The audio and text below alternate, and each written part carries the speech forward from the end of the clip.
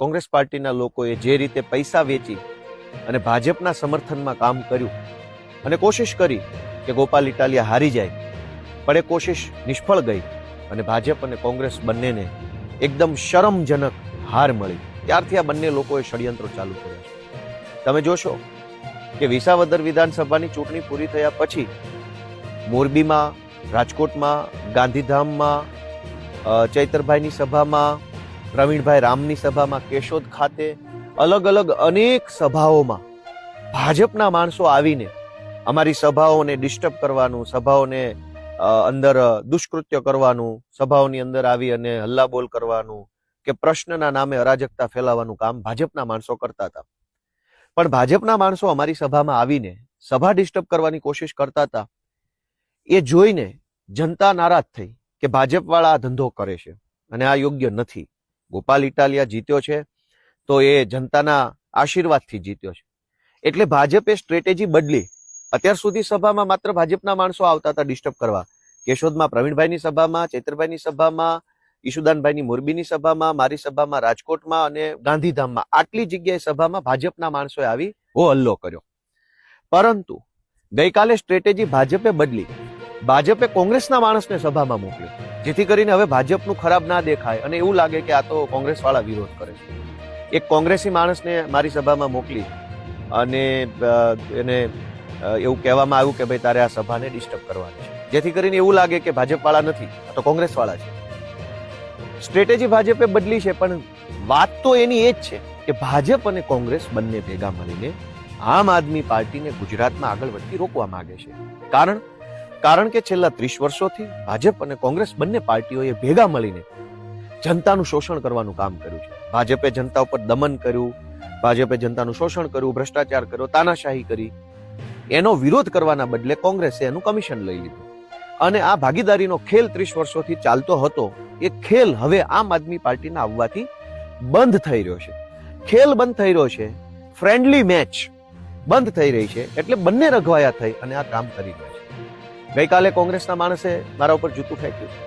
મને કઈ વાંધો નથી, મેં તો કાલે જ કીધું કે હું માફ કરું છું. એ માણસ સાથો બન્યો છે, એને ક્યારેક અંદાજ આવશે, અહેસાસ આવશે કે એને ખોટું કામ કર્યું.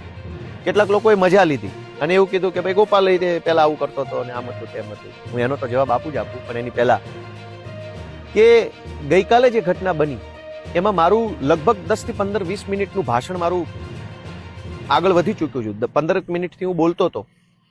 તમે વિડીયોમાં જોઈ શકશો, અનેક ચારે બાજુથી લોકો મોબાઈલમાં રેકોર્ડિંગ કરતા હતા. ક્યાંય સ્ટેજની આજુબાજુ, આગળ પાછળ, ઉપર નીચે, દૂર દૂર સુધી પોલીસ વાળા કઈ ઊભા નતા. મારું પોતાનું ધ્યાન હતું, કેમ કે હું તો સાવ આગળ આવીને ઉભો વાત કરતો હતો. અચાનક જ મારું 10-15 મિનિટનું ભાષણ પૂરું થયું.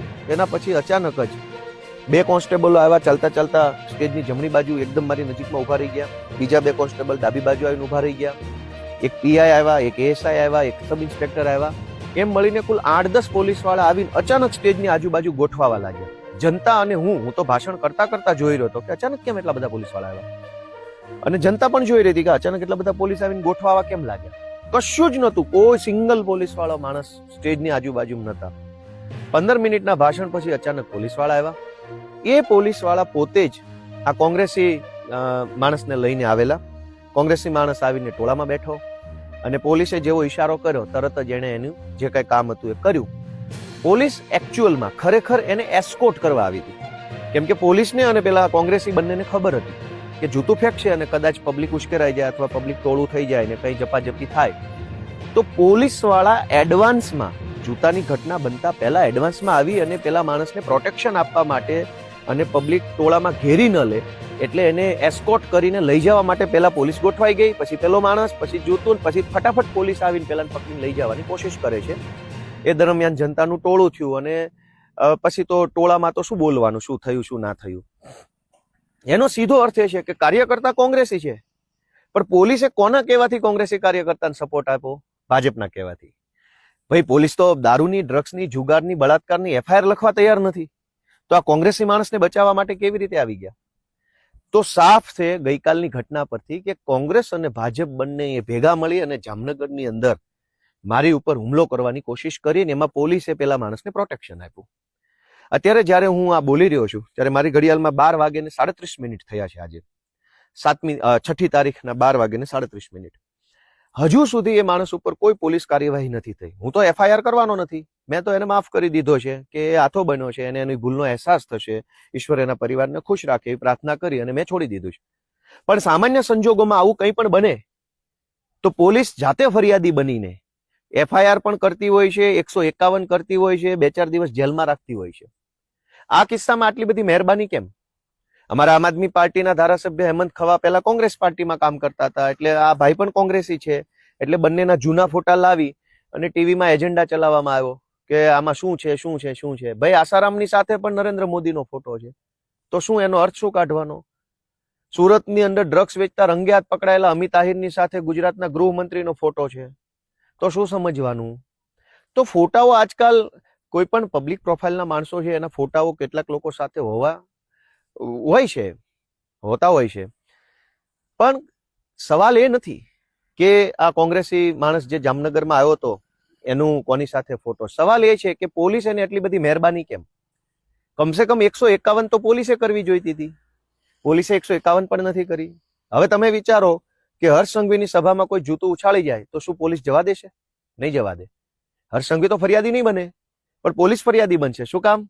કેમ કે એમને મેડલ જોતા હોય છે, પ્રમોશન જોતા હોય છે, હર્ષ સંઘવી સાહેબની નજરોમાં ગુડ બોય બનવું હોય છે, કેટલાક લોકોને કમરના પટ્ટા ગળામાં પહેરવા હોય છે.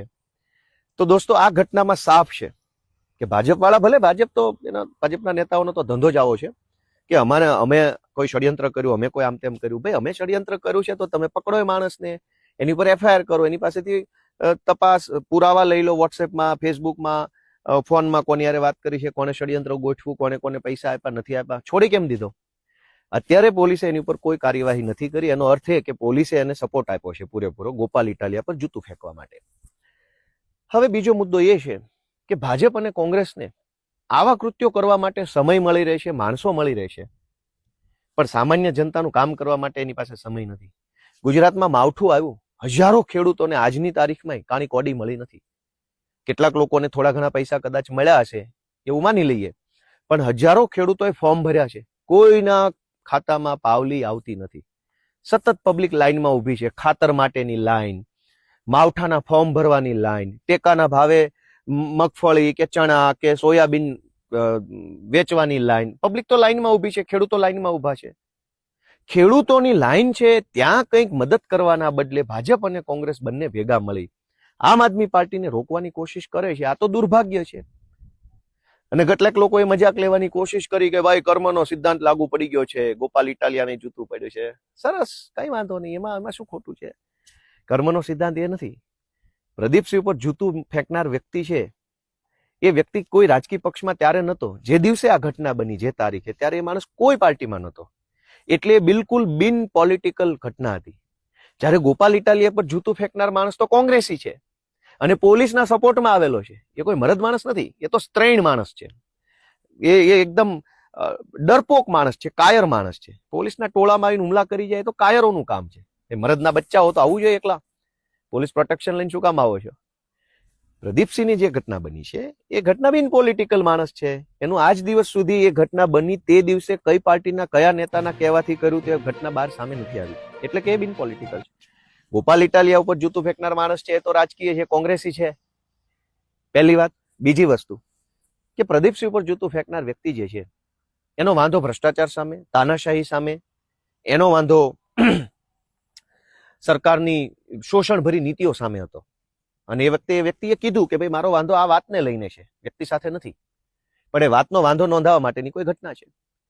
ગોપાલ ઇટાલિયા પર જૂતું ફેંકનાર વ્યક્તિ તો કાયર છે, સ્ત્રૈણ માણસ છે, સ્ત્રૈણ, પુરુષ નહીં, સ્ત્રી નહીં, મિક્સમાં જે સ્ત્રૈણ ટાઈપનો માણસ હોય ને, કાયર માણસ, કે જે બતાવે એવું કે બહુ મોટો ભડવીર છે, પણ હકીકતમાં તો એ એકદમ કહેવાય ને કે ડરપોક માણસ હોય છે, નાકારા માણસ, એકદમ કહેવાય ને કે કાયર માણસ હોય. કાયર માણસોના કામ છે આ. તમારી અંદર શક્તિઓ હોય તો તમે શક્તિનો ઉપયોગ સત્તા સામે બાંધવામાં કરો. અમારા ઉપર જૂતા ફેંકવાથી ગુજરાતની જનતાનો શું ફાયદો? ખુલ્લેઆમ ડ્રગ્સ વેચાય છે, કરોડો બાળકોનું જીવન બરબાદ થાય છે. જાઓ મારો ગૃહમંત્રીને જૂતો.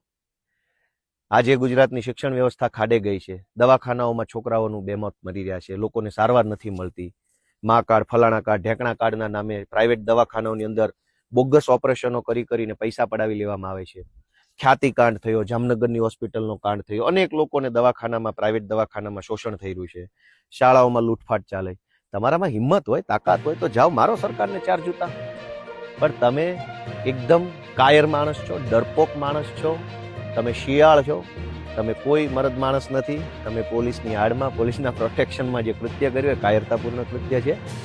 અને મરદ માણસો એને કહેવાય જે વિધાનસભામાં જઈને ખુલ્લી છાતીએ પડકારની સામે હજારો લાખો કરોડોના સુરક્ષા ઘેરાની વચ્ચે તે પોતે પોતાના વિચારો પર અડગ ઊભા રહે અને વિધાનસભામાં જઈ, અંગ્રેજોની એસેમ્બલીમાં જઈ અને કામ કરી આવે. ભગતસિંહને નીડર માણસ કહેવાય, એવું કામ કરનાર નીડર કહેવાય.